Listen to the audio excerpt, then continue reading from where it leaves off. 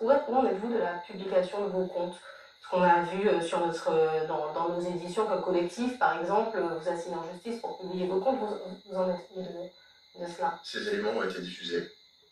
Les comptes ont été publiés? Ils sont accessibles. Depuis 5-6 années? Ils sont accessibles aujourd'hui sur certains sites. Ils sont accessibles aujourd'hui, donc vous avez régularisé la situation.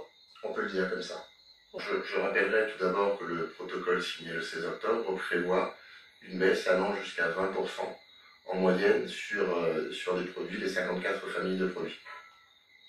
20%, c'était combiné aux efforts de la CTM, à la baisse de marge des distributeurs, à la continuité territoriale, je préciserai plutôt la neutralisation des frais d'approche, mais également à la suppression de la TVA et à la négociation de tarifs export. Ce sont 5 composantes qui permettaient d'arriver à ces 20%. Part de l'État qui concerne la TVA, la suppression ou la neutralisation de toute ou partie des frais d'approche, ainsi que la suppression de la TVA, ne pourra pas être mise en œuvre immédiatement. Et donc, nous avons fait le choix de mettre en œuvre, en collaboration avec la CTM, la partie que je qualifie de locale, à savoir la suppression de l'octroi de mer et la baisse de marge des distributeurs. Donc c'est cette partie qui a été anticipée. Les produits, c'est pour l'ensemble de la distribution, c'est-à-dire y compris les produits que nous, à Carrefour, nous ne faisons pas. Donc dans notre périmètre, nous avons 2700 produits qui sont concernés par les 54 familles de produits. Et si nous y ajoutons les 15 autres familles supplémentaires qui avaient été proposées par l'État, pour arriver au total à 69 familles, nous arrivons à 4166 produits. En tout cas, le calendrier des événements que vous avez rappelés, il démontre aussi que l'effort de la grande distribution est possible sans même l'intervention de l'État. Pourquoi avoir attendu que le climat social se dégrade autant pour consentir à cet effort de prix?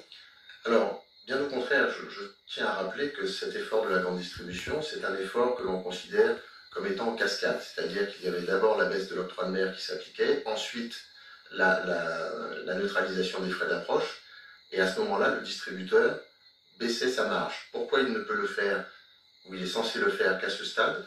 C'est parce que ces circuits d'approvisionnement font qu'il passe notamment par des grossistes, et lorsque le grossiste n'a pas encore les éléments et les composantes que je viens d'évoquer, ben, il ne peut pas proposer au distributeur un prix qui soit un prix incluant en tout cas toutes ces baisses. C'est la raison pour laquelle c'est un effort qui n'était censé intervenir qu'après l'application de la baisse de l'octroi de mer et de la réduction des frais d'approche. Cependant, nous avons pris nos responsabilités de faire en sorte que les consommateurs ne soient pas pénalisés par le calendrier qui a été modifié, notamment par la censure du gouvernement de Michel Barnier, et nous avons fait en sorte que la somme que nous devions investir lorsque tous ces éléments auraient été mis en place, que cette somme soit investie immédiatement pour contribuer, pour se conjuguer à la baisse de l'octroi de mer et obtenir un effort significatif, mais intermédiaire par rapport à l'objectif final.